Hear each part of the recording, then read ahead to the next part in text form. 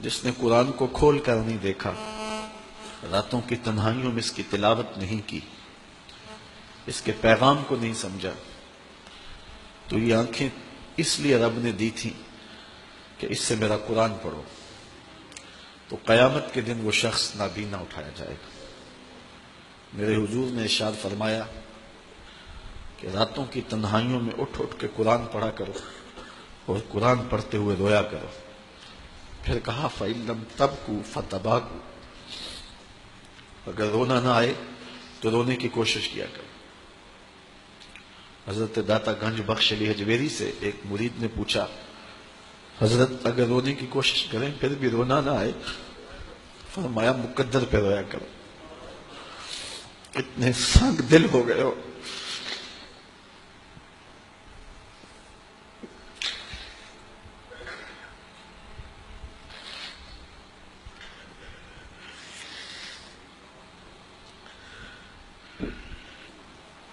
امام ابو نعیم نے حلیہ میں لکھا، لا خیر فی عین لا تبکی من خشیت اللہ، اس آنکھ میں کوئی بھلائی نہیں ہے جو رب کے خوف میں روتی نہیں ہے۔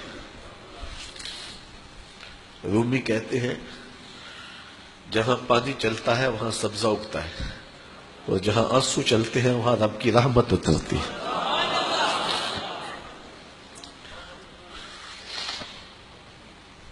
تو کہا راتوں کی تنہائیوں میں اٹھ اٹھ کے قرآن پڑھا کرو، قرآن خود نور دیتا ہے، اس کی تلاوت کیا کرو۔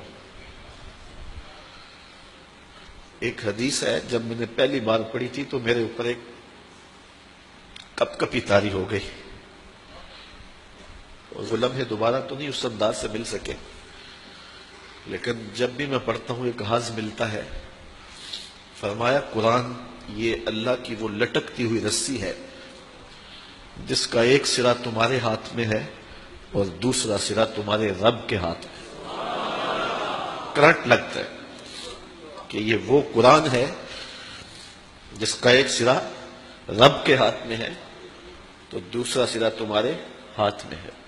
تو کہا قرآن ڈائریکٹ فیض دے گا، قرآن ڈائریکٹ نور دے گا۔ علامہ اقبال نے اپنے ایک ملنے والے کو خط لکھا، کہا ترجمہ نہیں بھی آتا تو پھر بھی تلاوت کرو، خالی تلاوت کرنے والے کے قلب کا تعلق حضور کے دل سے جڑ جاتا۔ سیارہ ڈائجسٹ کا ایک قرآن نمبر چھپا تھا، اس میں ایک شخص کی کہانی لکھی تھی کہ قبر کھودتے اس کی قبر کھل گئی، لوگوں نے دیکھا کہ قبر میں روشنی ہے اور کفن بھی میلا نہیں ہوا، اور وہاں گلاب اگے ہوئے ہیں جس کی خوشبو سے ماحول میں عطر پھیلا ہے۔ تو لوگ اس نشان پہ صاحب قبر کا گھر تلاش کرتے رہے، اس کی بیوہ سے ملاقات ہو گئی، اگرچہ وہ بہت زیادہ بوڑھی ہو چکی تھی۔ پوچھا تیرے شوہر کا کیا عمل ہے کہ ہم نے اس کی قبر میں روشنی بھی دیکھی ہے اور خوشبوئیں بھی دیکھی؟ اس نے کہا میرا شوہر ایک دیہاتی شخص تھا، مجھے کوئی اس کا ایسا عمل نظر نہیں آتا، ہاں یہ مجھے یاد ہے کہ وہ قرآن مجید تو نہیں پڑھا تھا لیکن اس کتاب سے محبت اسے بڑی تھی، اور صبح جب نماز پڑھنے جاتا تو لوگ قرآن مجید کھول کے بیٹھتے تو اسے بڑا دکھ ہوتا کہ میں بھی قرآن پڑھا ہوتا تو مجھے بھی یہ برکت نصیب ہوتی۔ اب گھر آتا تو اس کے قدم بوجھل ہوتے، گھر آ کے طاق پہ پڑے ہوئے قرآن مجید کے نسخے کو اٹھاتا اور کھولتا اور ایک ایک سطر پہ انگلی رکھتا اور کہتا مالک مجھے نہیں پتا یہ کیا لکھا ہے، لیکن جو لکھا ہے سچ لکھا ہے۔ پھر نیچے آ جاتا، کہتا مالک مجھے نہیں پتا یہ کیا لکھا ہے، میری بدقسمتی کہ مجھے نہیں پتا، لیکن جو لکھا ہے سچ لکھا ہے، تیرا کلام ہے۔ انگلیاں پھیرتا جاتا اور یہ کہتا چلا جاتا یہ بھی حق ہے، یہ بھی حق ہے، یہ بھی حق ہے اور یہ بھی حق ہے۔ تو آج اس کی قبر میں جو اجالے پھیلے ہوئے ہیں تو اس قرآن کی محبت کی وجہ سے ہے۔